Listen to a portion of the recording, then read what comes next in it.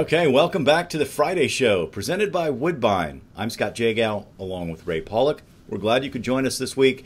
Let's get right to the show. How can you close me up? On what ground? I'm shocked to find that gambling is going on in here.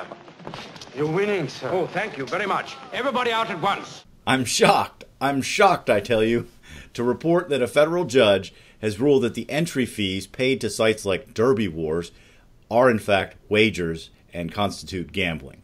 Surprise, surprise. Well, before we get into this, what exactly happened here, Ray? The racetracks owned by the Stronach Group filed a federal lawsuit against the owners of Derby Wars, the online site that has been offering cash contests for horse players based on the results of races.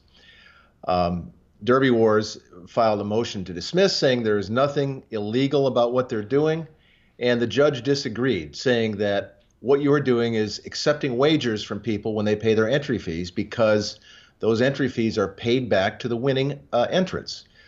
Derby Wars gets their 10% cut. So because of that, they are subject to the regulations of the 1978 federal law, the Interstate Horse Racing Act, which says that you must have prior approval of the racetracks and horsemen's groups to accept wagers on racing. Prior approval is a pretty important concept here, I think. I don't know for a fact, but I'm not sure that Derby Wars went to the tracks initially and tried to cut deals. If they had done that, if they had said, this is what we're going to do, let's make a deal, we both can benefit, perhaps we wouldn't have wound up in court. And there are potential benefits of this kind of play because I think it attracts a different type of player, maybe a younger audience. In fact, at the National Handicapping Championship, I met a guy from Georgia, where they don't even have horse racing, who was in the NHC because he qualified through Derby Wars, and he was getting into the game that way.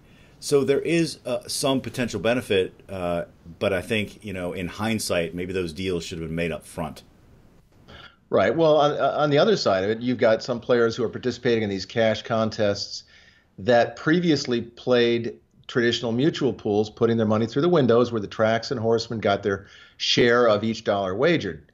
Those people are no longer participating in the pools. Instead, they're playing in the contests where the tracks and the horsemen get no revenue. So, this ruling by the judge actually could go beyond horse racing and Derby Wars. It could potentially affect several lawsuits that are out there concerning daily fantasy sports contests offered by companies like DraftKings and FanDuel. Right. Now, a lot of states are addressing this because there's so much money at stake, so much money on the table that could come into the states through the form of taxation. The states so far, in general, haven't been against this. They're not saying we want to get rid of it. They're saying we want to control it, we want to regulate it. And so far, many states have said, you know what, this isn't gambling. So this kind of is a conflict with what states have been saying so far.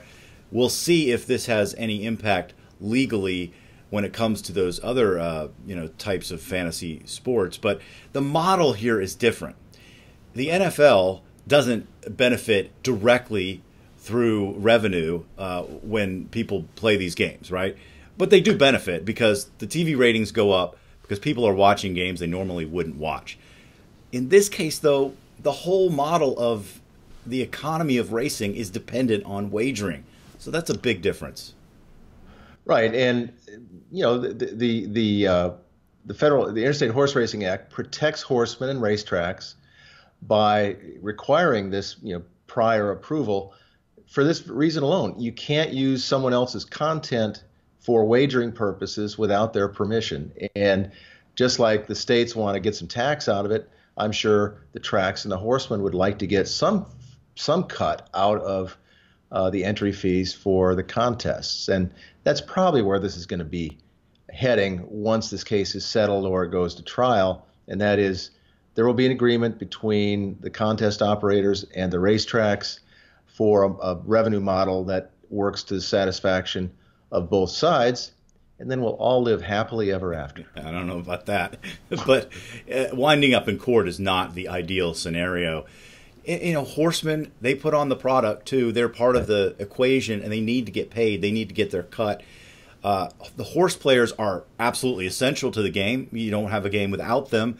It's always this constant struggle between the track management and the horse players, and the horse players want lower takeout. The track says we can't lower it too much, or then we can't pay the horsemen their cut, et cetera, et cetera. We keep going in a circle here. And this case is an example of we're in the 21st century. These kinds of things are appealing to a lot of people.